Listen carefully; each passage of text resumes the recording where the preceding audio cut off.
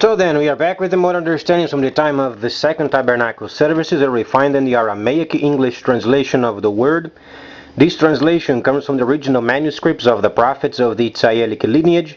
So then we can understand the time of the end as per Yirmiyahu the prophet, a prophet that was then slain because the people of Israel did not understand him during his time. Yet we are studying his manuscripts very cautiously because it provides us with, in quote, a roadmap, so then we can understand the time of the end of tabernacling and also the time of the Gentiles included in the plan of the restoration period. So then what is the objective of this restoration period? Firstly, we find then tabernacling, the most important topic in this planet.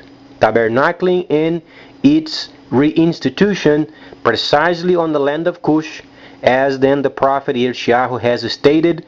And then when we understand the 61st chapter related with the spring feast, autumn feast, and the returning of the cities, plural. How do we understand plural? Because the Messiah explained those 7 cities in Asia Minor from where then the sounding of the shofars are going to be performed. So then the prophet Yirmiyahu mentioned, and the cities of the Messiah laid waste from many centuries would return.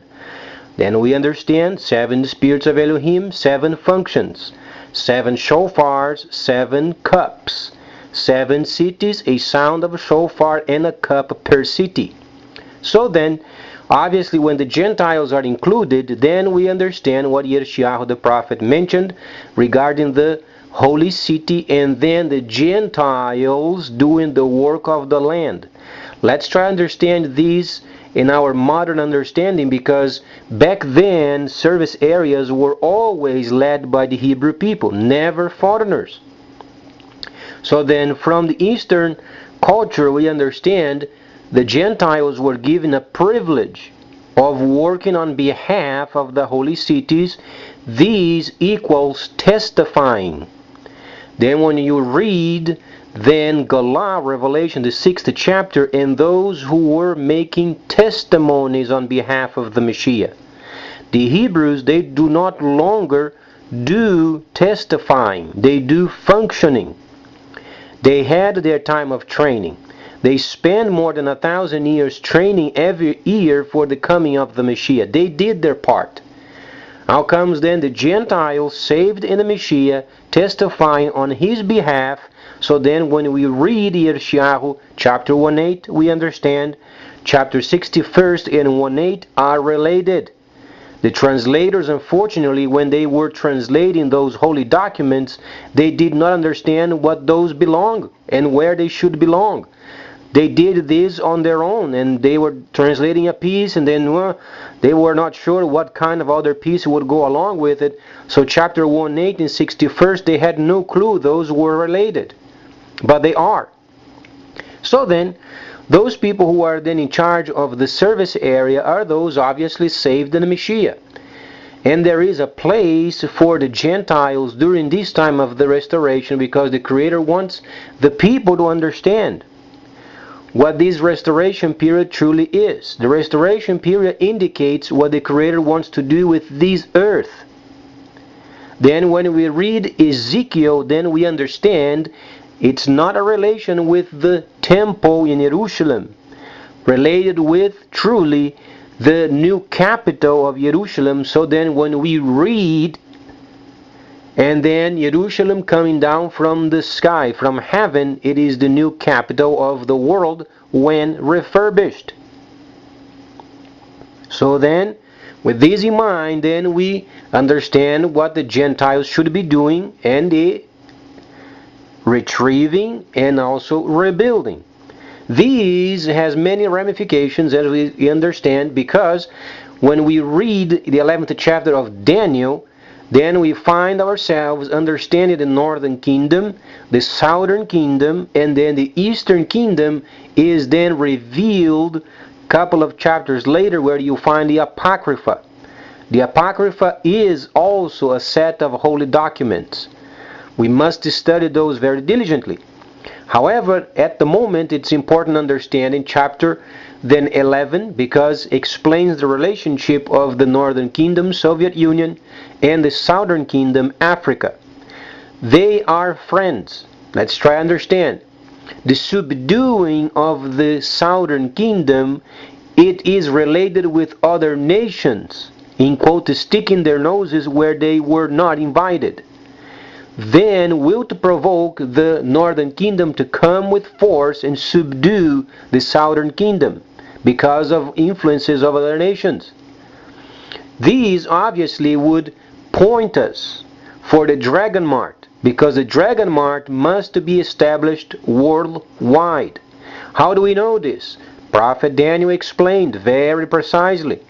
He was then in charge of the trade of the kingdoms from where he was under. He worked under many kings, and his job was to do trade for the kingdom. And he explained would come a time where then deceit would be given its own time, where then his own people would get mixed up outside of tabernacling and mixed up with the world for a time. Then when this time would end, would have a peak of knowledge, increase of knowledge, and if you study 08, 09, it had a huge peak of knowledge from a trade's viewpoint. You find in Daniel explaining the trade of the end, where then the world would change from devil to dragon. Devil no longer exists. Every time you talk devil, you are ignorant. Devil no longer exists. What does exist is precision, dragon. So then after 09, you find some people acting as if they are devils or deceivers. But the time does not let you understand devil anymore. Always dragon. Always precision. And this dragon must be worldwide. Worldwide system of trade via computer, and then a decentralized banking system under the direct grasp of the dragon himself. Must be done this way. So then, as preparation, the nations then should retrieve those who must retrieve, and then rebuilding themselves and becoming partners of the new system of the dragon. This means the new developments of, for instance, Australia and the boats coming, gives us a very clear understanding of then the mighty works of the Creator, because not only the plan of having then these boats rerouted to PNG or Papua New Guinea, and they had a deal, make sure then those boats they get rerouted, but then there is the economical factor of this point. As we understand, Australia also, they are short on numbers, and they must come up with more developments of their own industry so they can come up with numbers to make up for the shortage. However, the only way and feasible way of doing this is by implementing Dragon Mart on Australia. So then they are in line with the entire understanding of the instructions as far as the trade of the end. So then these would have a partnership of Australia, their neighbors, and the vicinity of the islands, because Australia has lots of coal. They can become a smeltering center for China, and then smeltering those items and making sure those are finished products metal-wise, so then they can be sent to China. And China in turn obviously can reduce the amount of coal usage related with smeltering, improving a bit the air quality in China. So then this would give the region, the South Pacific, a tremendous potential for growth, tremendous potential for more trade, tourism, more hotels, more deals, more studies, and then making logistics the most important factor in Australia. Try to understand. Imagine then, at the moment in England, Heathrow Airport, they are having trouble with it.